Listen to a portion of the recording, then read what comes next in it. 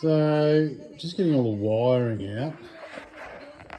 Because wiring's probably the biggest nightmare for me, I think I'll take my time and tag it all properly, so when I lay it all out on the table later on, I can just unwind it all, replace what's stuffed, and I'll know where it's all going, so it should be a piece of cake.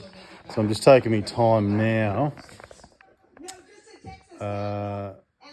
pulling it all out and just dismantling all the engine bay a bit more, the radiator out, everything out, a few bolts out, just starting to get the windscreen out now. That was a bit of a feat.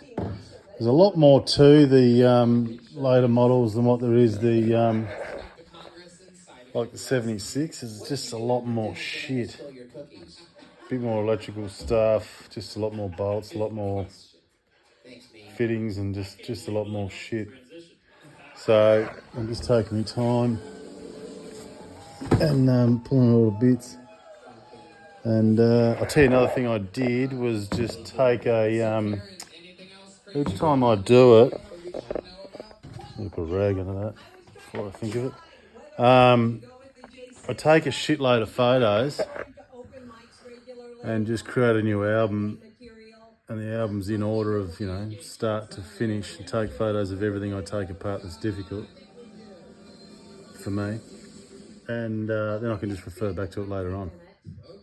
Engine bay specifically, and just the wiring and all the fuel lines. This time I'm going to cut the fuel lines off start and finish, and then hang them up on the ceiling, so when I go to make them later on, I can just basically copy them and put them back in, and they're a lot different underneath this, like miles different. They're actually screwed to the chassis up underneath, and fuel tank's in a different spot. Everything's completely different, so I'm just going to do it a bit different.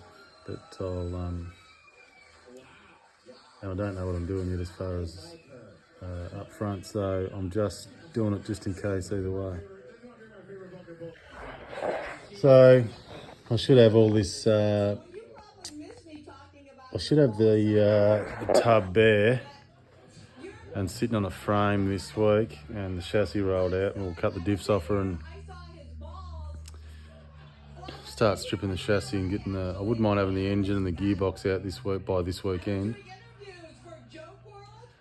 and the chassis stripped, and we'll get her over to the blaster and get the diffs and the chassis blasted. Get started on the body,